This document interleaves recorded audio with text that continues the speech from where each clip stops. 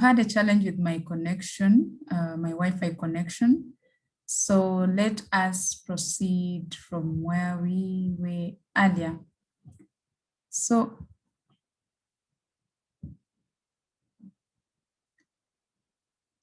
we had finished this slide, and allow me to go to the next slide. Projecting my screen. I hope you can all see my screen clearly. So we've seen the stages of reinventing our career capital, the 3 stages of cultivating the career capital, and then the steps on how to develop your career capital. So now we have a full plan for reinventing our career capital. What next do you do? So I'm sharing with you a few ideas that you can incorporate in your career plan to ensure that you grow your career capital in the right way. So number 1 is developing movement capital. Here you can encompass on your individual skills, the knowledge, the competences, as we've mentioned in the earlier slides, and your attitudes influencing your career mobility opportunities.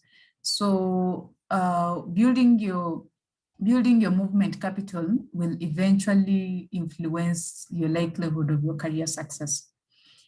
And then number 2, I'll talk about adaptability. This allows you to evolve and enables you or motivates you most of the time to adapt to your social capital and career identity, especially in new circumstances.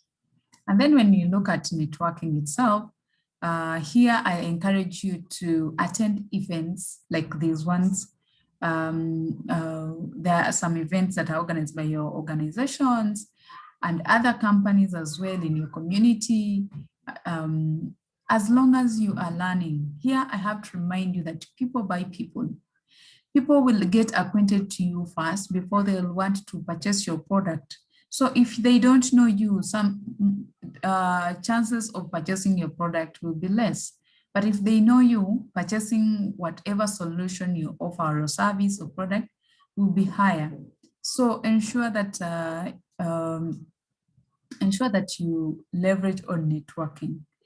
And also continuous learning. So when it comes to continuous learning, you can either do this on job, through research, through innovation. Sometimes it's self-study, taking up a new certification, attending conferences like this one, getting expertise from either your mentors or your peers.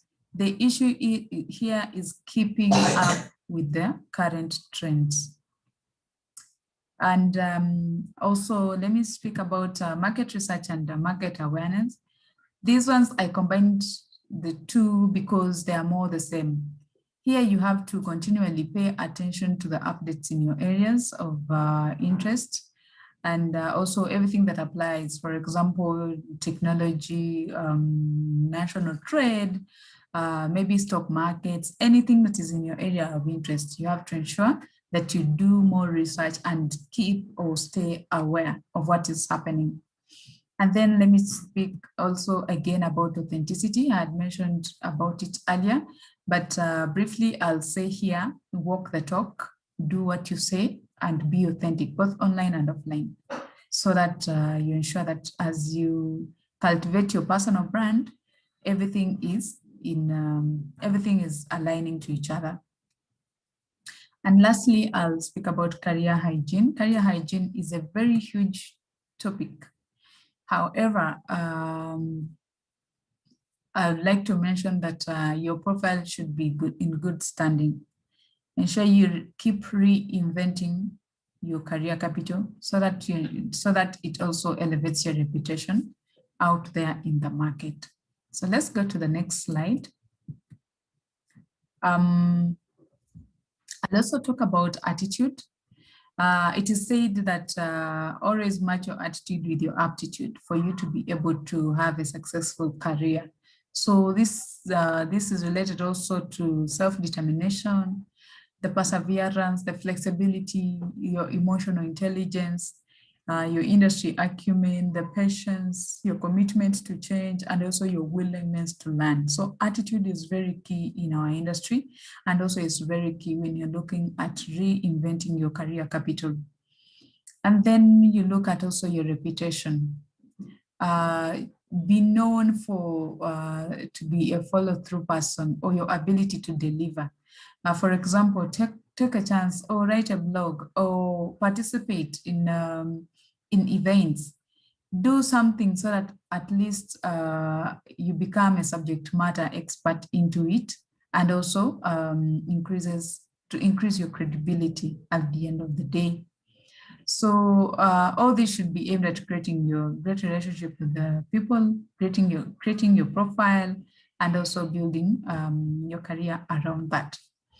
I'll also mention something on multidisciplinary and multi-industry exposure. This is very key, especially if you are trying to switch careers. It is always good at least to also have a feel of what other industries are all about. I have a colleague of mine who was once a librarian, and then she switched into cybersecurity, and she's doing so well. Why? She's exposed to other areas in which she's even giving more input when it comes to developing policies, developing cybersecurity policies and controls in that area.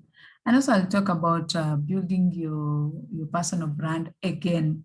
Why do I insist so much on personal brand? Because I've spoken almost all about it. It's because we live online, we operate online, everything is getting virtual and online. We are in a digital environment, and people will buy people. People may not really meet you in person, but if they know you, they interact with you online, chances of them transacting with you will be higher, and your brand will determine if people wish to work with you or not. So that's why I insist on building a great personal brand. And also bringing your A game. Yes, this sounds like like something, but here I mean master a skill, perfect that skill, so that if we mention your name, it is always related to what you do. We mention your name, it reflects exactly what you do, because you're the subject matter expert into what you are doing or offering. And then carry out a personal inventory, personal app inventory. Reinventing your personal app inventory, it is more of even carrying out a career capital inventory. You know, you're looking at your personal skills. You're trying to see which skills do I have that I don't need anymore, and then you drop them. Then which skills do I have to reinvent? If it's a new career that I'm getting into, which skill do I need to work on? Which competences do I need? What are my strengths? What are my weaknesses? This is what we are referring to as personal app inventory. And then I mentioned something about being an entrepreneur at the beginning of the session. So here you choose to be an entrepreneur. What do I mean? Because here not everyone is destined to be an entrepreneur. Not everyone will be a company owner. Not everyone will be owning their own businesses. But investing in yourself, reinventing your personal apps, building your personal brand, it is gonna position you into a position where you are the sought after subject matter expert. Not necessarily because you have a company, but you maybe in the organization, you're the person who is full of innovative ideas. You're the person whom they will reach out to monitor or supervise different projects, because you are mastering skills in there. You know, you're inventing, you're innovating skills within the organization.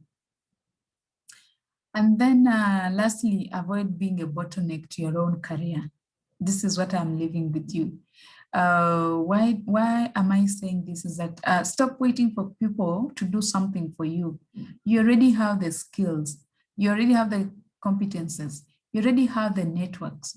You already have, your runway has already been set. apply for jobs, seek out for opportunities, try them out. On some roles, you may find that you will not be 100% qualified, but have you tried it out? Because no one is going to wake up and say, you are the suitable candidate if you don't present yourself to them. So avoid being a bottleneck to your own career. Yes, you have the skills, but what are you doing next to ensure that those skills are put into use and you also get value out of your skills? So that's what I leave with you today.